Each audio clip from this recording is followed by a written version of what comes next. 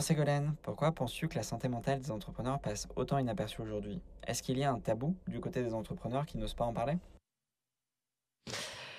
Oui, je pense qu'aujourd'hui, il y a un gros tabou parce que, moi, quand j'ai annoncé déjà, moi, j'ai mis beaucoup de temps à l'accepter moi-même, parce que, bah, j'étais là, «Non, enfin, ça va aller, je vais me battre, et cetera», et puis, en fait, ça va pas aller du tout et mon corps qui me lâche et donc quand tu as des symptômes physiques, c'est beaucoup plus simple d'arrêter.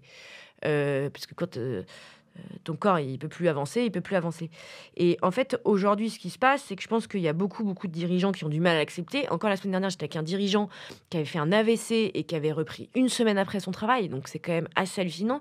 Mais parce que je pense qu'il y a les 2 côtés. La société a du mal à accepter que, finalement on est les Français sont quand même beaucoup dans la critique, ouais, mais il l'a mérité et cetera. Mais mine de rien, il y a quand même énormément de pression sur les entrepreneurs, d'autant plus, quand tu es dans des phases de crise, d'inflation, et cetera.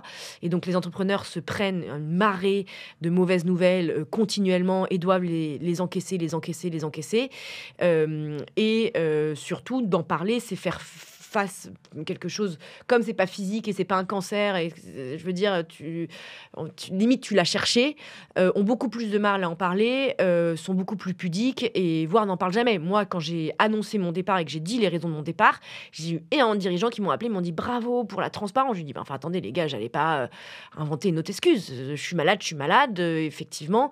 Bon, peut-être que moi, c'était plus simple parce que j'avais le physique à côté, avec des soucis de la moelle épinière et cetera, donc c'était plus simple». Mais ceci dit, j'étais ultra étonnée du nombre d'appels, de personnes qui sont confiées. Moi, j'ai pas osé le dire et cetera parce que je pense qu'il y a beaucoup de ouais, côté, pudique, le côté on est fort, on représente l'entreprise et quand ça va pas, bah, peur, d'embarquer plein de gens, et c'est tel dommage que ça soit, encore autant tabou.